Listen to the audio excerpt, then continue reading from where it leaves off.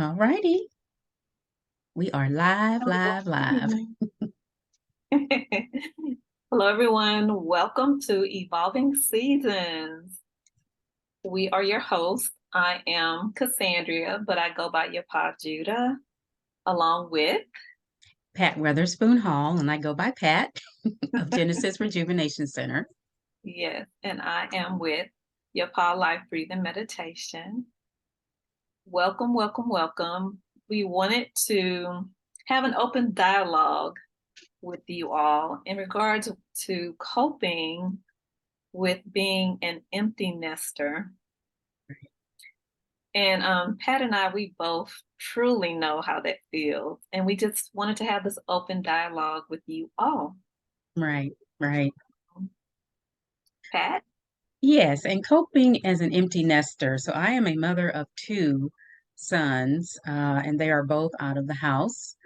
And so, as Cassandra said, we both have experienced the all that goes with being an empty nester as your children move out of the home, whether they're getting married, um, going to military, or just getting out on their own as an adult. So those were some of my experiences going into a season of being an empty nester. Cassandra? Oh, goodness. I am a mother of four. I have three young men and I have one young lady. And it was really hard for me because each one left at different times. Like my oldest graduated from high school and then left and went to the Navy. My daughter graduated and she stayed for a little bit, um, had a child, and then decided to move out on her own. And then my second son graduated from high school, waited for a bit, dabbled with college, but it just wasn't for him. And then he made the decision to go to the Navy.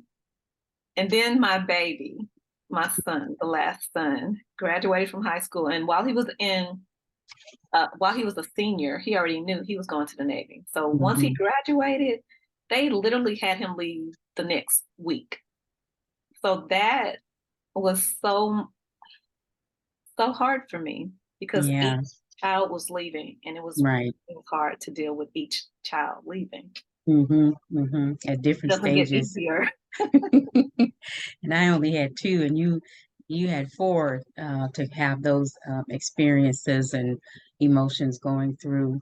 Yes. And as we stated on the initial information going out for this event, if you've experienced a season of emptiness nesting, we have also, as you can hear by just what we've said here. Um, and so we sent out a couple of about three questions to kind of get the conversation going. So as you're joining us, we were asking that you kind of jot down some thoughts and answer those questions, and also how you were feeling and what you experienced while you were going through the emptiness syndrome. So we're going to start off with answering the questions. So the first question is, how do you describe emptiness syndrome? And so, according to Psychology Today, the emptiness syndrome refers to the stress and other complicated emotions that parents often experience when their children leave home. And it is very complicated. Mhm. Emptiness syndrome or empty nesting is we all may experience it, but we experience it a little bit differently. So, we can all empathize, but your Cassandra's experience is a little bit different from mine, and mine is a little bit different from hers. And as you have heard, I have two children, so I've experienced that twice. She's experienced it four times. Yes. And so some may begin to experience the emptiness syndrome during the time their last child begins middle school. The child has not necessarily left the home, but Mhm. it's the right in your face fact that this is the last child that will eventually leave the home. And when my last child went to middle school, I actually experienced this. I was going, "Oh my gosh, this is my last child. He's about to leave me." And he was only going to middle school actually. And so, but it was in my face that I no longer have any children that are going to be in the home. He's the last one. Right. Cassandra, what about you? Oh goodness. Like I said, when my daughter graduated, she stayed with me for a little bit and had a child. So I was a grandmother as well. And so I enjoyed having them in the house with me. And when she was ready to move out, I had all these emotions, like Mhm. all these emotions. And as each child was going to the next grade, and preparing, especially when it got to high school, that's when it really hit me. I understand for you it was middle school with your last Right. child, but as each child was getting into high school, it was really hitting me because at one time I had three in high school. Mhm. So that was like, oh, Yeah, back to back to back. And it was just really hard. yeah, yeah. Yeah. And mine were actually, since they're almost 6 years, they're 5.5 years Mhm. apart. So technically, they were never in the same grade level or even at the Mhm. same school at the same time. So it was a big split for me. Now, like I said, I experienced my last one when he was going to middle school, Mhm. but the typical is usually once the child is going off to college, and then also once the child is getting married. So going off to college, yeah, the child will come back to visit. And usually, I don't know what your experience was, but after that first break, you don't really see them much after that. They say they're coming back, but I saw only a glimpse of some eyes coming in, and then they were gone. They were only coming back to be with. He was only coming back to be with his friends. So we got to see less and less of him as he went to college. Um, and Mhm. then some experience that when the child gets married, they may still have children in the household, but the child that's going off to get married, in some cultures and traditions, as you know, families, the children get married, but they Mhm. bring their spouse back home to that that family compound. Whereas some other cultures, like Mhm. mine or ours, the child gets married and they go away. So they go and make a home away from, for themselves and build their own family. And so that's what happened to me. So what about you, Cassandra? For me, it was different in the sense that they went away to the Navy, and then Hmm. they would get a break, and they would come and stay for a week. But within that week, they were hanging with their friends. And I'm like, Right. "But I've been missing you this whole time. Hmm. Hmm. Like, what about me?" Hmm. Hmm. Um, Hmm. and so, yeah, they came home to visit, but they came home to visit to hang with their friends, even though Right. technically they were staying with me, but they were Right. out with their friends. Right. So that Right. was really hard, and when they would leave, I would cry like a big baby. Hmm. That's what I was going to say. It was cried And and just cried and cried. yes, and they never were able to come home at the same time, so I never Hmm. had till this day, since 2012, I have not had all 4 of my children together, and Okay. that is the biggest heart heartache for me. I Hmm. have not seen all 4 of my children together. Yeah, and it's really hard. Yeah, I can imagine. Yeah. And I mean, we're in our 50s, so as we get older, you know, you kind of sometimes I've heard people say I'm right, I'm thinking in the middle. So the previous years are already gone, and Mhm, so now you're looking ahead of the future years, but we're kind of in the middle, and we don't know how mhm, much of those future years are coming. So we right. want to try to spend as much time with our families as we can on one hand, but the other hand is we're also still working parents. For the most of us are still working parents. I still work. I have a business. Cassandra, you have a business that you work as well. And so timing sometimes is, as they say, is everything. To be able to get everybody together. That's true. So, and if you out there listening, if you have experienced any of these emotions or symptoms, we want to hear from you. Even after we have ended this conversation, go into the chat, go into the messages, Facebook, and let us know. And we want to continue the conversation on this. So moving on to the next question, how long can the empty nest syndrome last? So typically the empty nest syndrome it can last anywhere from a few months to many years. And it again depends on the individual. Um, it depends on the individual. So it's like grieving.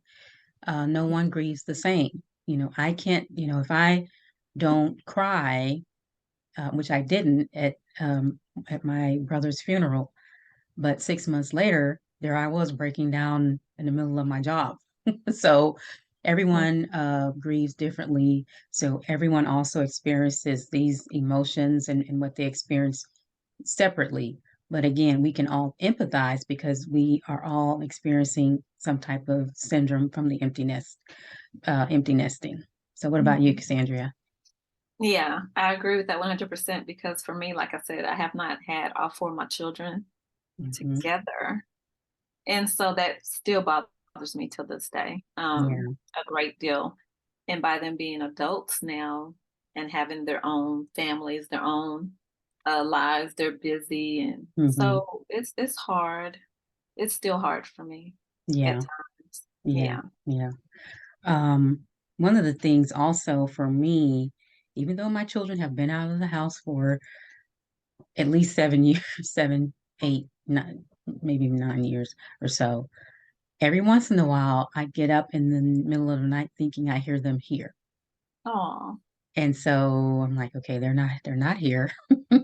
But it's, every once in a while I get up and because I used to come to the other side of the room, Hmm. because then our house is divided, their rooms are on the other side of the house, and just come in. I used to get up in the middle of the night when they were here and check on them while they were sleeping. Hmm. And so every so often it's this instinct, wake up in the middle of the night and walk over to the other side of the house thinking they're still here, and then I realize no, they're gone.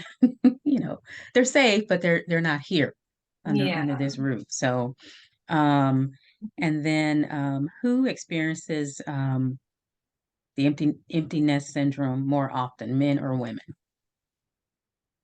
I'm gonna let you answer that, Cassandra. I I I feel like um the women deal with it more because we express it more. Hmm.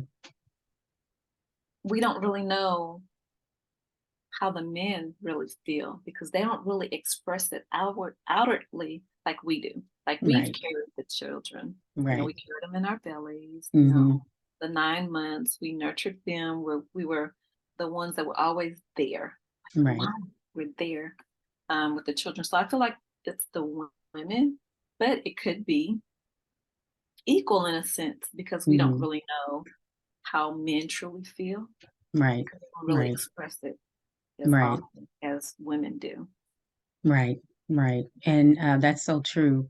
But it is, like you said when you started, women experience this more often. Mhm, But again, we don't negate the feelings of the men. mhm, They're in the home, and some of them who are not in the home, they still know that, it's somewhere their child is being safe and at home. mhm, And so when they leave, they're experiencing some similar and maybe some different emotions than we are. But mhm, because the mother is that first nurturer, even though mhm. the father is in the house, we just have that ability and that instinct. Right. But the men also do go through emptiness syndrome and should also be a part of the conversation. Mhm, So, um, so we don't negate their feelings as well. And as you said, Cassandra, our men are born and also, as they grow, taught to be strong, not to cry, don't right. show emotion, to be tough. And I think that limits men are when they're sharing their experiences, or when they shy away from sharing experiences because of that. Mhm. Hmm. True. Yeah. So, um, any more on that? No, I think that's it on that one. Okay. So,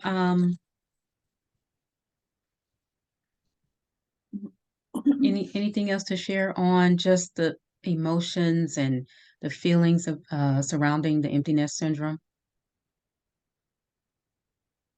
It's okay. I truly believe that it's okay to, when you are starting to feel that, to express it and not hold it inside. Right, Because if you hold it inside, then there goes um, the depression, the right, headaches. You have to really let it out. And I do right. it quite often. I can admit I do that quite often, especially like when I talk to my son who lives in Seattle. Hmm. He is the one that is in Seattle. My other children are now back here in Houston, but my youngest son who lives here, his job sends him all over the United States. So Hmm. um, I see him from time to time, but my second son lives in Seattle, and he's the one that I don't really get to see very often. And so yeah, it's definitely express yourself, express how you feel, because if you Right, don't, yeah, it right, won't be right. And good. being a military family, because I am also, Mhm. and sometimes the child is, on a mission and you don't hear from them for days and months and things like that. So you worry, and that also goes into those emotions, fear, anxiety, Mhm. all of those things, because even though they may have moved out of the home, they're out somewhere that you don't know and it's unknown to you. Yes. So, and you have to be in your own pins and needles waiting to hear when they get back. So, so that also entices or um, I think for me, makes all of those feelings grandiose, on the next level. And so, at least, if they're in college, in the same neighborhood or in the same Hmm. state, even in another state, you can get to them if something happens. But Right. they're in a whole nother country, you don't have any access to that. So, and Yeah. you have no control over that. Hmm. That's true. So, our next step is coping. How are we coping with being an empty nester? What Mhm. things have we learned? What things are we willing to share? What things are we willing to try? At some point, yes, you're going to feel those emotions. Yes, you're going to have anxiety. Yes, that depression may kick in. But as with anything else, we have to be able to get back up. No matter how we do that, we may all again experience that in a different way. Mhm. Counseling may not be for everyone, but Mhm. maybe a life coach may be for someone. Maybe talking to a friend. So we'll go into the next section of coping tips and strategies. How do you cope with living in an empty nest um, home? How do you cope when the children leave? What do you do for yourself? So you've wrapped yourself all these years in, possibly if you've worked outside of the home, you've picked up kids from soccer practice, you've gone to choir practice, you've worked in between there, you've done all these things. You've also been a wife, you've been an entrepreneur. And so even with all of that, you still have the children at home, and now you still may be doing some of those other things, but now the children are not at home. And so, Right. how do you cope with that? Cassandra, you want to start off? Okay. So there are some tips that to navigate through this period of being an empty nester and how to deal with it, how to cope with it. Um, the first one is acknowledge your feelings. Hmm. It's normal to feel a range of emotions when your children leave home. Allow yourself to grieve the loss of their presence in your daily life. Recognize and validate your feelings rather than trying to suppress them. Hmm. It's so true. Give those feelings a name, and it's so true. Hmm. Hmm. And I can acknowledge that in a way that my youngest, we had a nickname for him when he was growing up. And so now that he's an adult and and out of the house, Um, I would call him the nickname, and he was like, "Mom, no, no, call me by my name now, not nickname." I'm like, "Oh man, okay." So, goodness, yes, indeed. What about you, Pat? What's another tip, I guess, for acknowledging your feelings? I think go and I want to go back to giving the feelings a name because Yes. sometimes we may not know what the feeling is, Mm-hmm. or we may just be afraid to say it. And I'm saying, say it out loud. I am feeling angry. I Mm-hmm. am mad. I am overwhelmed. I am, you know, we give ourselves affirmations with I am, Mm-hmm. but also when you don't know what your feelings are, what you're feeling, I always say give those a name. Mm-hmm. Um, Communicate with your children. So one of the things when you know that, like I said, I started having some empty nest syndrome, even though my last child was still home when he was going to middle school. And Mm-hmm. so, pretty much starting at that time, I didn't know what those feelings were. Mm-hmm. And if I had known, maybe talking to someone who had been through it, or just if I had been able to name what I was feeling, and then as those next steps were coming to kind of um, um, I guess brace myself and have some tools to cope at that point. So so communicate with your children if they're actually leaving the home before if they have given you a date or you know that you have 3 months with them because after that 3 months you're going to be driving them off to college and you know that they're not going to be in the home. Set up some things that um, and include your child in this. How Right. can I reach you? What would be the best way, from now since you're not in the home? Um, if you're going on trips, you can contact me or should I let you know when I'm going on trips? Just things like that. Also, when they're getting married, that looks a little different because now they have a spouse and the spouse Right. can take care of them. So Right. how do you find your place in that marriage without being, as they say, a Budinsky or butting in too much? How Mm-hmm. do you come to a comfortable, meaningful place, still be a part of your child's life, but not being overbearing and Mm-hmm. butting in things that will, I mean, those types of things will kind of make your child be standoffish. So you don't want that. You want to still be included Yeah. in their lives at some point. And it may hurt us. We may feel Mm-hmm. hurt that I can't pick up the phone and call you at any day, Mm-hmm. or I can't just pop up at your doorstep and say I'm here. There Right. has to be some rules and things like that. So start communicating that a little bit earlier than that's a suggestion than Mm-hmm. before the day that they're leaving. That way True. you have some things set in stone. And you can tweak that along the way. Nothing's, I mean, well, I said set in stone, but nothing has to be set in stone.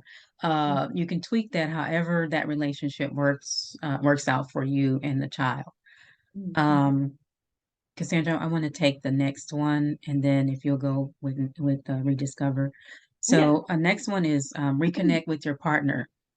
So, if you're married, of course, your lives have been wrapped around, again, work, soccer practice, things like that. And sometimes your relationship with your spouse, um, it falls through. So you're just kind of um, going with the flow per se. And during this time, when the empty nest syndrome this is a time when a lot of marriages fall apart. I have seen it in action myself, not particularly me, but some of my friends. And it was a shock. Like, what? You're getting divorced? But they were staying together for the children, or it just didn't work. They wanted to have a household, to keep the household together for the children. But as Right. soon as the children left, there was nothing there. There was nothing in common. There was just nothing. So the children held them together at that point. But what Mhm. do you do? So now you're an empty nester and you're alone. So what do you do when that happens? So first you're trying to figure out how to live alone, without a spouse. And you're having to learn how to grieve that. So you're grieving that loss as well. It's not a permanent death, but it's this permanent separation from the person that you've been with for so long. Mhm. And so how do you cope with that? And so now you find yourself um, coping without your child and then also without your marriage. So seeking help, talking to someone who's been there can help as well.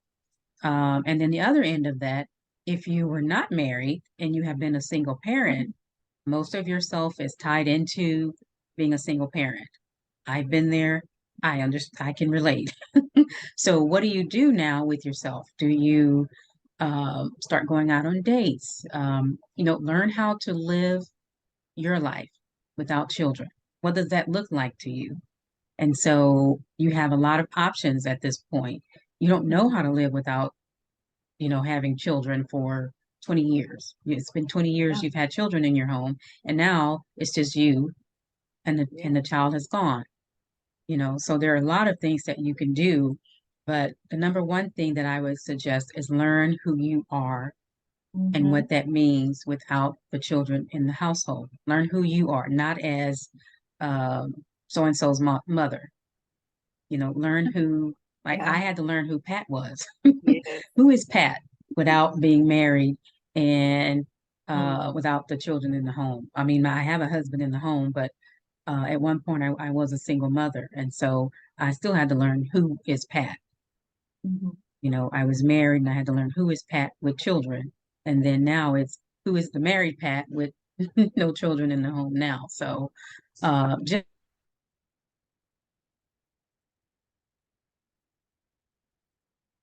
Uh-uh. sorry about that. I don't know Okay. if something happened. Yeah, I was just saying, just take time to learn who you are and nurture yourself. There is no Mhm. rush to get into any new relationship. Take your time. Okay, Cassandra, you want to add on to that? Anything? You hit the nail on the head perfectly. Oh, you got it. Okay, we'll go on to the next one. Okay. Number 4, rediscover your passions. Oh my goodness. That is so true to rediscover your passions. As my children left, like Pat was saying, my children were my whole life. Mhm. So I got married young, had my children young. So it was completely the spouse and the children. It was not had nothing to do with Cassandra. I didn't know who I was. I didn't know the type of clothes I liked. I didn't know anything in regards to Cassandra because I was a wife and a mother.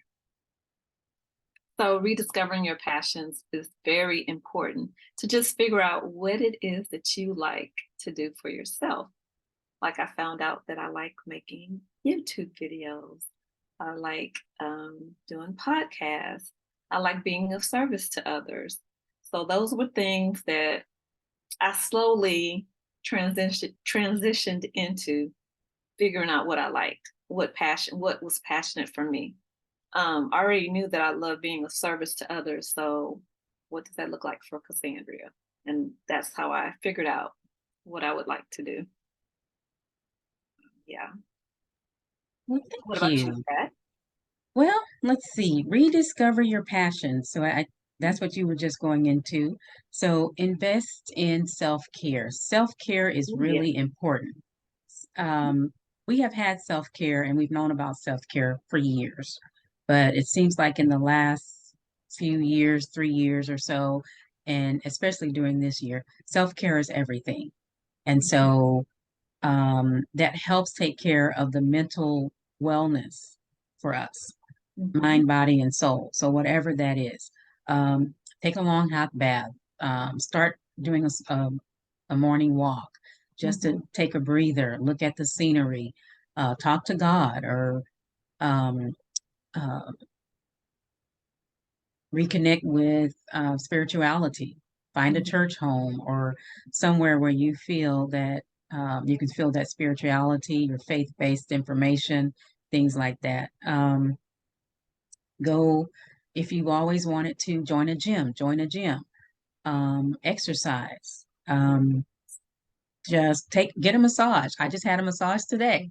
I told myself 6 months ago I was gonna, for the rest of the year, I was going to book a massage once a month. And so Awesome. I almost canceled it. So, but I said, no, I need this. This is for my well-being and my self-care and our mental health. So, we're used to going to the doctor and getting that physical once a month. I mean, once a year. Your brain also needs a physical. And so take care of your mental health as well.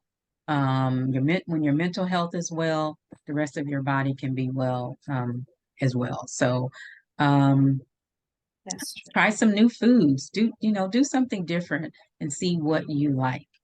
And invest in self-care. What about you, Cassandra? In regards to the self-care for me is to focus on my health Mhm. with having an autoimmune disease. Definitely taking more time to focus on my health. So that's Yeah. important in Yeah. regards to And care. during our 50, once you're hitting 50, and especially for women, those little hormones and things are going on, and it gets frustrating. And again, I'm speaking from experience. Yes. I'm working out, I have a trainer, and I keep looking at my body going, what are these? And why aren't they disappearing? They keep coming and coming and coming. And, that also deals with my mental health and wellness. Yeah. Why should I continue working out when I'm not losing any weight or I'm adding weight or, my arms aren't the same Mhm. but the other end of that is I'm over 50 and I'm still here. So Yes, I can indeed. deal with that. I'm learning how to deal with that. Yeah. I'm praying. I continue to work out. I continue to walk, uh, watching what I eat, not necessarily changing some of the things I eat, but watching what I eat and making Oh, sure that I am checking in with my physicians mhm. and my mental care provider. So just making sure that if something's not right, I can pick up that phone and say, hey, I really need to come in for a session, or I really need to have something checked. I'm having a new symptom on something. Right. Because at this age, aren't we having some things that we have never had or heard before? So 100%. that also is included in self-care. Just make Yeah. self-wellness. Just make sure you're taking care of yourself. Um, Okay. Next. Number 6 is expand your social circle. OMG. For a person that is truly an introvert, this was um, important for me to want to create evolving seasons. Mhm. To Pat and I, we talk all the time, and we're very dear friends and sisters. And Yes, they're and sister it was friends. important.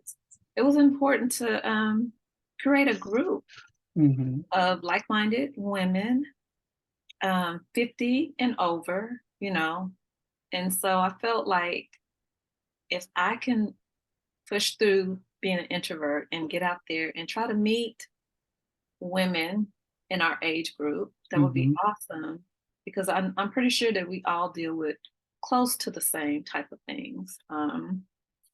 So reconnect with friends, go dancing, um, get out there and just meet people.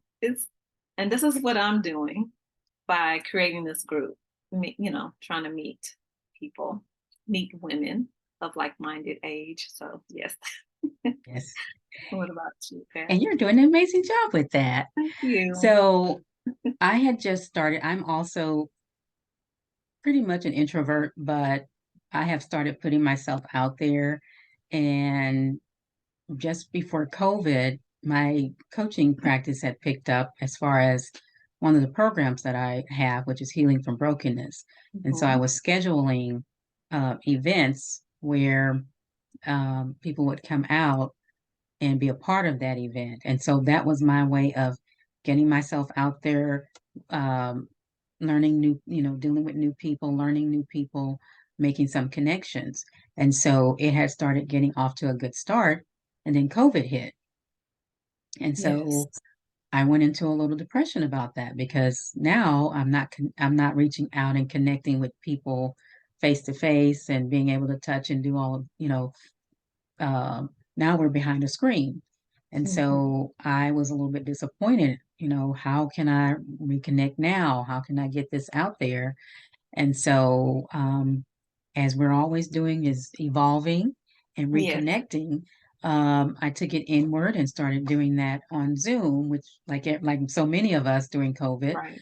and was able to make some connections there. It wasn't face to face, but there were some other connections that I have now, still today, that were made through those programs that I did online. So Good. that was a big help for me, Yes. as well, and for my coaching practice. So I was able to still continue to do that. Um, let's see. You want to take the next two? Okay. Volunteer and give back. Definitely. Get out there and volunteer and give back to those that are less fortunate than we are. Hmm. And just being, I mean, it's such a good feeling to do that. My grandson and I, we did that yesterday. We went and volunteered at the Bread of Life, and that was really awesome to do that. Good, good. Yeah, truly. And okay, consider career or education opportunities. So, I haven't worked a 9 to 5 job in many of years due to my illness. And so because of that, I always have to be doing something. So I wanted to figure out for myself what can I do to still be of service to others and still keep myself going at the same time. And I created a small business making products through Desired Promise, um, as well as my passion is Yapah life breathing meditation because it can truly help calm the mind as well as the body. My podcast, Evolving with Yapahjudah, um, just doing things that I can add to the world, even though I don't have an actual 9 to 5 somewhere else. But this is so important to me and it hits home for me. Yeah. So,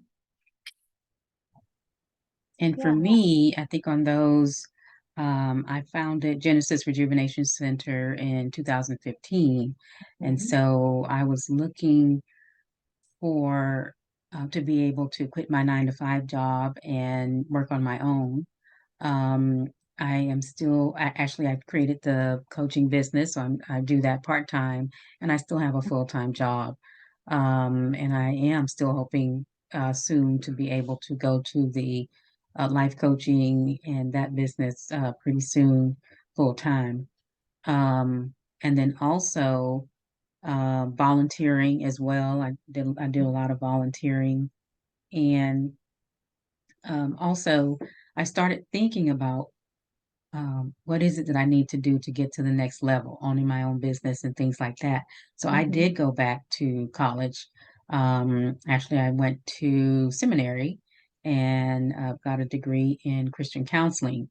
Mhm. So I have a master's in that, and that has helped catapult my Genesis Rejuvenation Center business. But that was one of the things that I did to after the last child left home. I was able to go ahead and do that, so I did get into education. um, and then of course volunteering. I work for a nonprofit during the day, but I'm an avid volunteer. I volunteer all the time. My children Yes. grew up volunteering with me as well, so they do it too. But the career opportunities are abundant. If you want to get yourself back out there, we encourage you to do so. If you can do it with less debt, that's even better. So, but look into that if that's something that you want to do. there's always time. You're still here. There's always time. If you want to get your degree, whether it's finish your high school, get your high school diploma, whether it's an associate's degree, or if you want a doctorate degree, you are more than capable of doing that and doing that pretty well. So get yourself back out there. It's Right. scary, but what do I say sometimes? I think one of my mottos or my I usually pick out a word for the year or a phrase, and one of my mottos was do it scared, do it anyway. So That's do it right. scared. We're going to challenge you to do it scared, do it anyway. That's right. Okay. And continue to do so. Let's see. The next one is travel and explore. Hmm. My family and I, we started traveling some years ago. And again, here's COVID rearing its head. We had a trip planned right at the end of 2019, well, 20 beginning of 2020, and had Hmm. to cancel that. So we haven't really been on a big trip in a while for my husband and I. So we are eager to go somewhere. But if you've always wanted to travel, and of course, where does most of our money go? Our kids are raising kids and children, food, Oh in yeah. school. So in school things. So all of a sudden you may have an excess of some funds. Maybe not a lot, but you have some funds that you can save up and take a trip. So you're more than ready and able to do that. Explore some new things. I always say I'm a native Houstonian, Houston, Texas, and I moved out of my home state for a year. I went to Colorado. Yes. Way different atmosphere, way different scenery and things like that. I picked up and I just left. And I always say that was the best move I ever made. I ended up having to come back to Houston, but I learned a lot of things by not being in uh, my home state, which I consider to be a comfort zone. You Yeah. just stay there. But if you ever have the means, even if it's just once in your life, pick up and move and go live in another state. Learn the culture, learn some different things there, and see how you flourish. And if you don't like it, you always have your home state to come back to. Hmm. And your children are not in your home anymore, so Yeah. you can get up and go when you please. So, what about you, Cassandra? Oh my goodness. When I tell you, I was sitting at home waiting for my children to come back home to visit, Mm, waiting for my children, and not really just living life because I was sitting here waiting for my children. And in 2019, when I realized my children are grown, what am I doing? Get out and go somewhere. And I did. I went on my first international trip to Jamaica. I had always wanted to go there. I went to Jamaica, and that was the start of something great because that told me I can do this. And solo. I went solo, and then my husband and I we went to Panama. So and then we took a cruise. So it's like, oh, I don't have to sit at home and wait. I can live life. It's okay to live life. Yes, I miss my children dearly, but it's okay to live life. You have one life to live. Live this life to the best of our ability. So and yes. So yes, and I like that idea because again, as I mentioned earlier, we're in our 50s, so we yeah. don't know how much longer we are here. And so even though we're afraid to do that because it's outside of our comfort zone, Hmm. one of the things that I love to talk about with clients and groups is getting, excuse me, getting out of that comfort zone. It's hard, Yeah. especially for shy people, people who like to be behind the scenes. But in order to get things done and move forward on what the Lord has for you, what your Yeah. assignment is for Him, you're going to have to stop remaining stagnant and Yeah. move. And so when He tells you to move, you move. And so, again, speaking from experience, and so I also took my first um, out of the country trip by myself. It was with a group, but it was not with my husband or my children, and I was really outside of my comfort zone. but the Lord was telling me, go. And so Yeah. I did. It was affordable enough for me to go. And I am so glad that I did. I went to Israel. Yes. I'm in tears now with what's going on there now, but I would love to go back at some point. But it was a very emotional, eventful trip and one that I will cherish forever. And I am so happy that uh, the Lord nudged me to do that, and I Yeah. listened. So I learned a lot, learned some things about the culture. I actually learned a lot before I went there to make sure that I could kind of know some things and Mhm. um, dress codes, food, things like that. And I'm a picky eater, so I was able to try different things, and I went ahead and took in all that moment of those 10 or 11 days and just immersed myself into the cultures there. So, and it was a trip so far of a lifetime, and I'm so happy I was able to get a chance to do that. So after you're exploring and traveling, um, and you're still in, if you haven't been able to make a move on the other steps that we've just mentioned, then it's time possibly to seek professional help. And whether that is through your EAP, on your job, um, a psychologist, a counselor, a therapist, your pastor at church. I didn't want to go to my pastor at church because I wanted someone outside of the church. Yes, I'm a Christian, and I belong to a church, but I wanted to be able to talk to someone outside of the church. Mhm. Um, and you want to have someone that's not going to be judgmental, but be able to listen and gently offer you some encouragement, not necessarily advice, but help you get to a point where you're ready to say, okay, I can do this. You don't necessarily need someone to be giving you advice unless you ask for it. Also, with professional support, it doesn't have to be face to face. Again, COVID has taught us a lot of things. We Mhm. continue to use Zoom for meetings a lot, Right. and Teams and different other things. So you can have video talks. Go online. I actually, um, the feelings that overwhelmed me were so bad when my last child left home. I couldn't sleep. I was walking around the house. I mean, this was for months. And so finally I got online and I started searching for empty nest groups. And I found a few and I actually joined them. And they gave me such support of that. It was a very supportive group that I found online.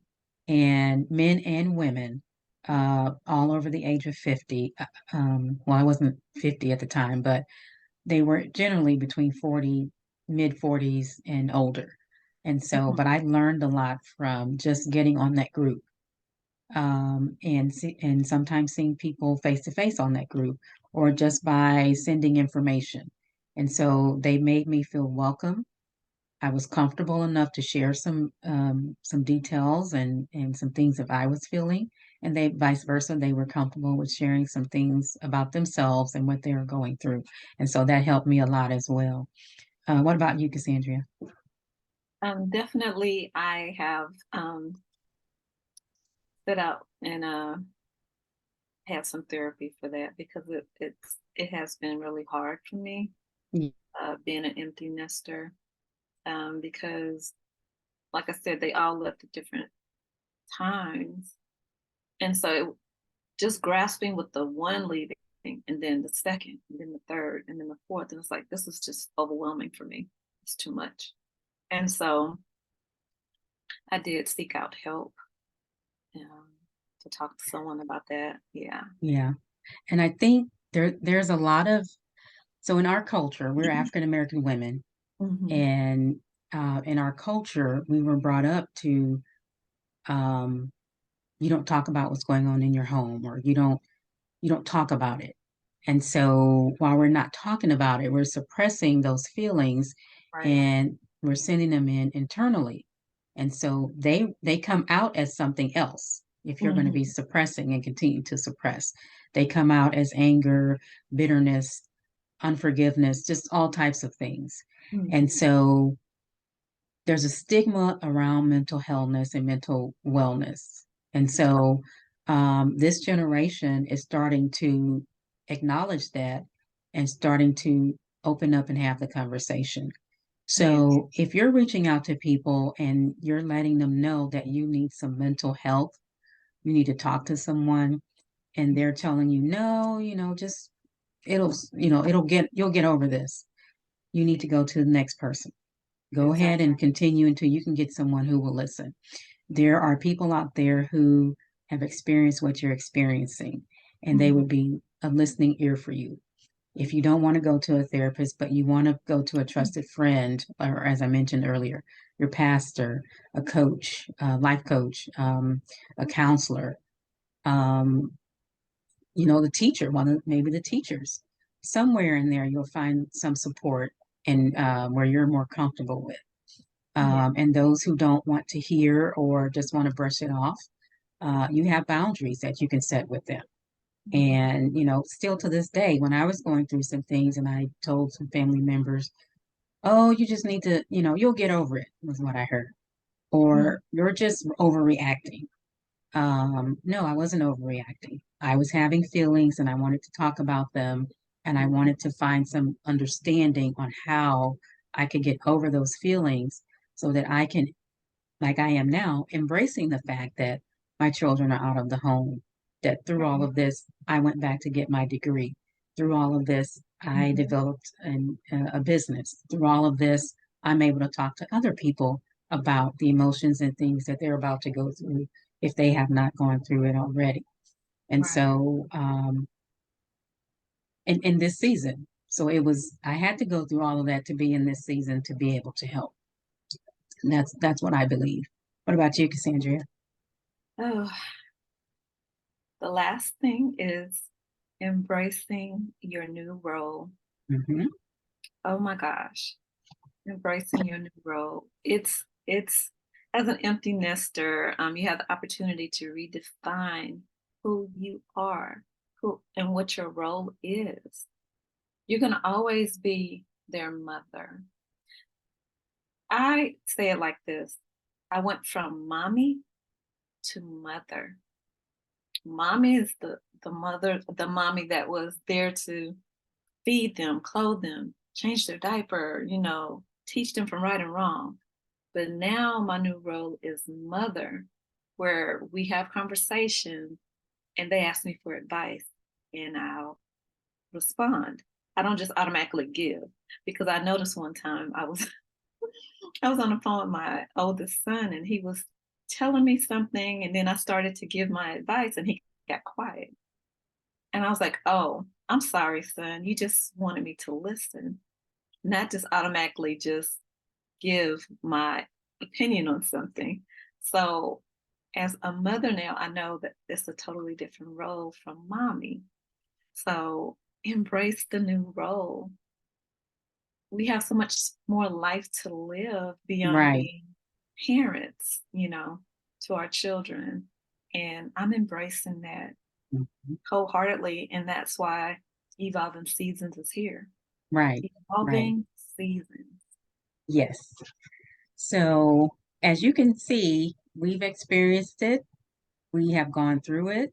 Some of us are still going through it, but Mhm. we are now at the season in the empty nest era that we are embracing as well. And you Yeah. can too. So join us in the chats, join us in the Facebook group, and tell us if you've missed the live. We'll have this video entered in as soon as we can.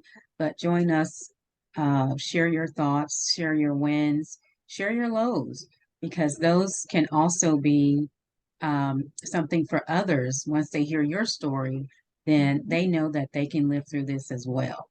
So we appreciate you chatting in and chiming in and seeing us here, and we will see you in the Facebook group. Yes, Thank you indeed. so Have a good much. evening. Thank you. Bye bye. Bye.